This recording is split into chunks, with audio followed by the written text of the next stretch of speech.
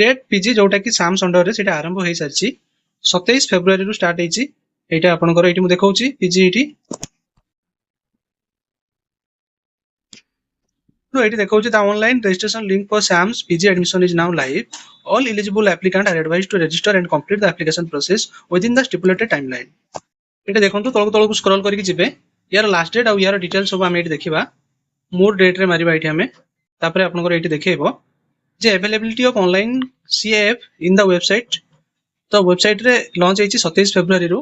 एवं यार last date रहउची 15 मार्च राती 11:45 पर्यंत आ यार एडिटिंग माने जोटा कि किछि जदि आपनकर मिस्टेक अछि भूल अछि तो 16 मार्च रे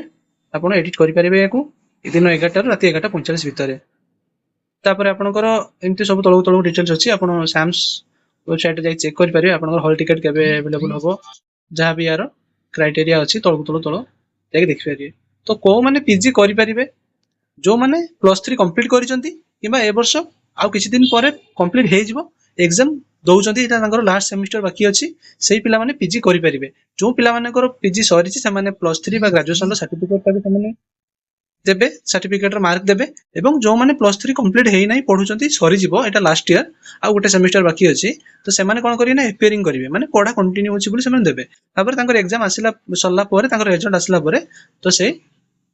मार्क एटी एंटर करा हबो आ बाकी रहिला कोन कोन डॉक्यूमेंट लागिवो इनकम कास्ट रेसिडेंट तीनटा जगह आपनकर लागिवो एथिरे तो जो मानकर भी नाही से माने जल्दी जल्दी अप्लाई करी बाहर करि नियंतु आ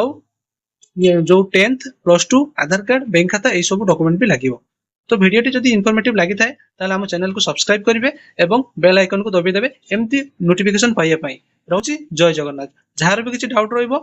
कमेंट सेक्शन ले कमेंट करिवे मु निश्चित भाबरे रिप्लाई देबी।